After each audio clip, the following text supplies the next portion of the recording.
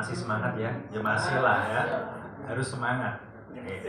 Baik, di kesempatan kali ini izinkanlah saya menyampaikan laporan kegiatan berbasis pengalaman menggunakan alur STAR. Praktik baik TIK aktif dalam pembelajaran.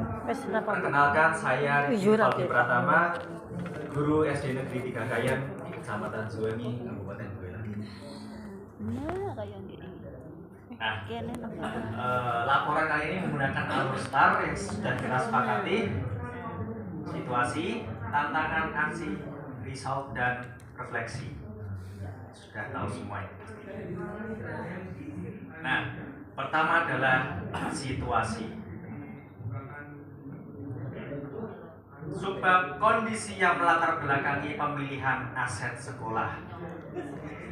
Yang pertama, tersedia Chromebook, laptop, proyektor, dan smartphone. Nah, ini alhamdulillah, walaupun sekolah saya ada di pedalaman sama seperti sekolah Pak Jani, tapi lengkap. Nah, setiap anak, orang tuanya, minimal orang tuanya punya smartphone. Chromebook alhamdulillah tahun lalu dapat bantuan 15. Tapi mati juga. Laptop juga ada walaupun terbatas, dipakai bendera BOS 1, OPS 1, ya udah. Cuma itu. Nah, smartphone insya Allah orang tua siswa sudah pada punya, bahkan siswa masing-masing punya, dan memadai, bahkan mungkin lebih bagus dari punya gurunya. Selanjutnya, walau sinyal internet buruk, setidaknya masih ada. Jadi saya manfaatkan gitu. Jadi bukan berarti sinyal buruk itu tidak bisa ngapa-ngapain, masih bisa. Cuma kalau hal berat seperti ANPK tidak bisa. Kalau cuma padlet, cuma mentimeter bisa, insya Allah. Terus ketiga, siswa saya adalah generasi alfa ya. Jadi lahir jebrot itu sudah disapa teknologi. Bukan mereka yang menyambut teknologi, tapi mereka disambut teknologi. Terus gurunya Gen Z. Ini saya. Sesepuh Gen Z 97 ya. Nah, ini poin pentingnya adalah tulisan tangannya jelek. Saya tuh tulisan tangannya jelek. Kalau nggak percaya tanya Mbak Yosi. 4 tahun kuliah satu kelas sama Mbak Yosi, itu tanya aja. Tulisan saya itu jelek. Mbak Yosi apa ya? Sangat jelek malah dia bilang sangat jelek malah. Nah, ini maksudnya gimana? Nah, jadi menurut pepatah pendidikan yang sering kita dengar adalah didiklah anakmu sesuai dengan zamannya.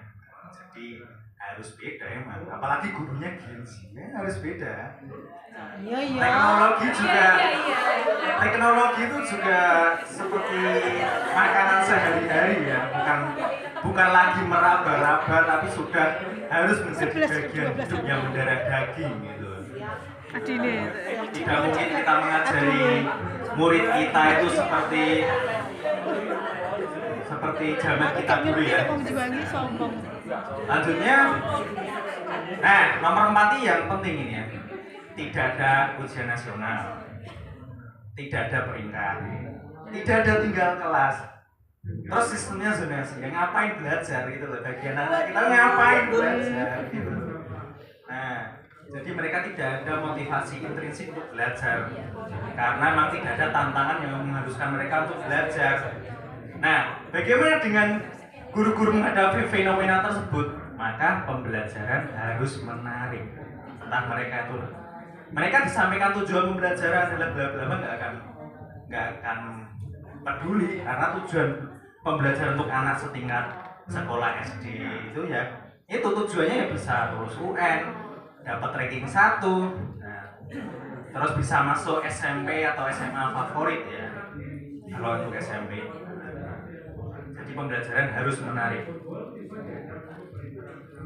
Nah, media bahan ajar yang saya pilih adalah 4 ini: Mentimeter, Canva, Padlet, dan Kahoot.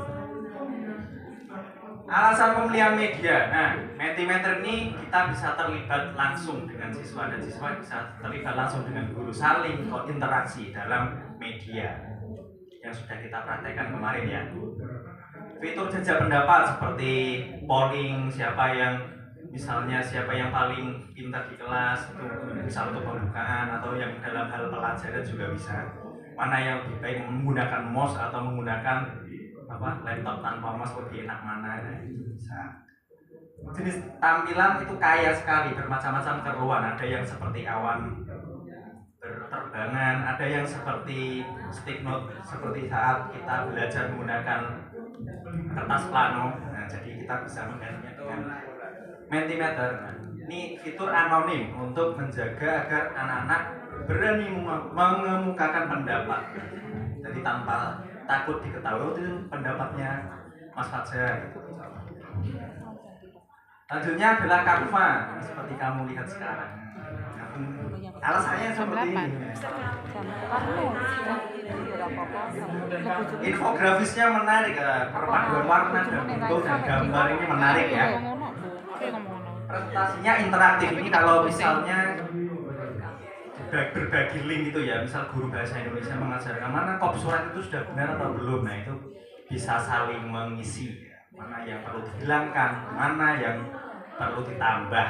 Kalau guru TIK ya mungkin jaringan mana yang harusnya dihilangkan, mungkin menggunakan dari gambar-gambar kabel gitu ya, bisa digunakan. Dan juga kayak inspirasi karena banyak sekali template. Selanjutnya Padlet hampir sama ya, alasannya hampir sama dengan penggunaan Mentimeter, cuma bedanya kita cara kerja hampir mirip WhatsApp group, seperti WhatsApp group. Nah, jadi bisa ngobrol, bisa menanggapi, terus juga bisa anonim, namanya diganti nama karakter favorit mereka bisa. Nah, Kahoot ini adalah kuis interaktif, sangat menyenangkan, suasananya kompetitif karena nilai langsung muncul, rankingnya langsung muncul seperti bermain game, dan perpaduan tampilan dan musik yang ciamik cantik. Selanjutnya tujuan pemanfaatan TIK untuk pembelajaran yang dilakukan.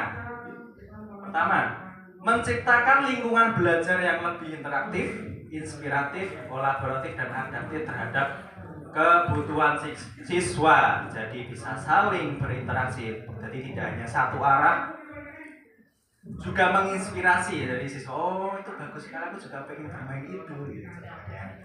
Kolaboratif antar guru dan siswa, antar siswa juga bisa kolaborasi, saling mengisi, saling melengkapi, ada kekurangan saling dilengkapi.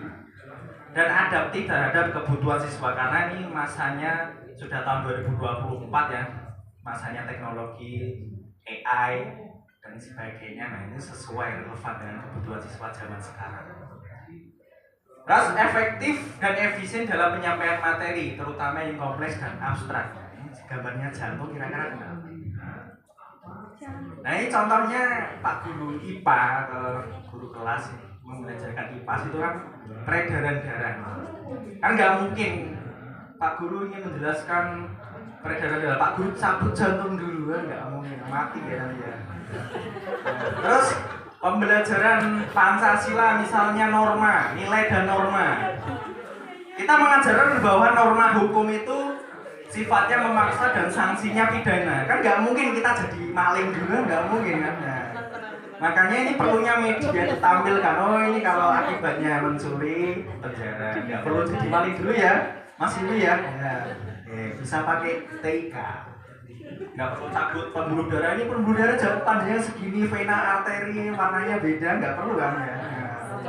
Jadi pakai media direkam. Selanjutnya meningkatkan digital skill, critical thinking, creative thinking, dan collaboration. Ini menyongsong ke abad 21 ini, tantangannya banyak sekali ya. Jadi perlu skill ini ya.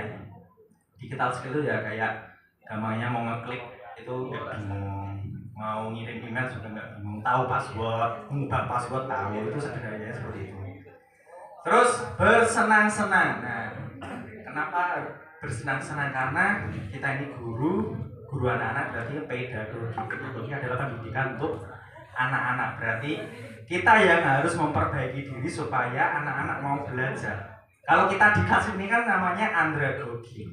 Jadi kita harusnya sudah sadar diri, nggak perlu Pak Heri menyemangati, nggak perlu Pak Heri mendikte kamu nggak boleh main HP, nggak boleh. Kita harus sadar sendiri. Tapi kalau anak-anak itu pedagogi. Jadi kita yang harus mengolah pembelajaran supaya mereka paham dan menarik. Selanjutnya tantangan. Nah, media strateginya adalah menyusun RPP yang mengimplementasi TIK adaptif.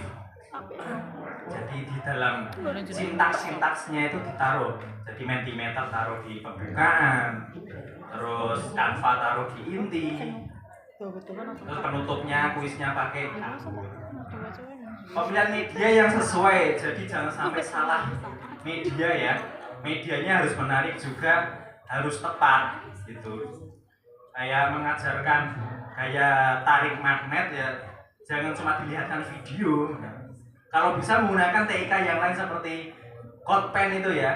Kalau CodePen apa? CodePen ya Pak ya namanya ya Pak ya. Untuk listrik seri dan paralel itu kan. Jadi medianya harus tepat, jangan asal pakai media. Nah terus ketiga monitoring dan evaluasi efektivitas media. Jadi medianya itu efektif atau tidak itu bisa dikonsultasikan dengan atasan yang atau yang observer. Selanjutnya pengelolaan SDM dalam pemanfaatan TIK itu ada dua, targetnya guru dan siswa. Guru perlu kita berikan pengimbasan materi kita kali ini, dan juga siswa perlu diajak latihan dulu bermain sebelum kita benar-benar menggunakannya dalam pembelajaran supaya kenal. Nah, tantangan dan kendala yang harus dihadapi. Pertama itu tentunya masalah sinyal, tapi sinyalnya kalau punya saya kategorinya buruk, bukan nggak ada, masih bisa. Tapi tetap saja kendala karena nggak bisa banyak-banyak cateringnya. Dua, perbedaan literasi digital di kalangan siswa. Ada yang sering main game berarti penggunaan smartphone lancar. Ada yang orang tuanya jarang memberikan izin untuk menggunakan handphone. Jadi tentunya berbeda dengan yang sering. Nah ini tantangan resistensi terhadap perubahan. Resisten itu artinya kebal kalau dalam biasanya antibiotik. Kalau bakteri kan resisten terhadap antibiotik tertentu. Nah ini pembelajaran juga. Guru-guru beberapa itu kan tidak mau berubah. Yo enak ini mas mau kayak membuat buat dipikir. Nah contohnya seperti itu. Nah, ini hambatan ya. Selanjutnya alur 3 adalah aksi. Nah, langkah pemaksaan TIK dalam pembelajaran yang saya lakukan adalah Mentimeter. Saya gunakan untuk apersepsi, orientasi, dan motivasi. Canva inti pembelajaran berupa eksplorasi dan elaborasi. Terus Padlet sebagai konfirmasi pengetahuan yang telah didapatkan oleh siswa dan juga refleksi pembelajaran, serta Kahoot evaluasi. Dan itu ada garis antara Mentimeter dan Padlet itu karena itu bisa ditukar. Saya sering menukar itu ya. Kadang saya pengen Padletnya di awal, kadang Mentimeter di akhir, atau sebaliknya, atau campur bisa. Nah, testimoninya dan respon sangat monoton ya. Saya senang. sampai ngerekamnya itu sebel, nggak ada kata lain gitu. Saya senang. Ya gitu. Tapi ya gimana lagi, masa saya mau rekayasa ya. Ini testimoninya. Intinya saya senang. Selanjutnya alur 4. Sepertinya itu mati. Laptopnya hidupin dulu. Nah, result dan refleksi. Nah, hasil pembelajaran TIK dalam pembelajaran, peningkatan keterlibatan siswa dalam proses belajar. Jadi terlibat karena media TIK-nya pun juga mendukung kolaborasi. Jadi pastinya terlibat, tidak akan tertinggal. Selanjutnya peningkatan dalam pemahaman konsep hasil belajar siswa.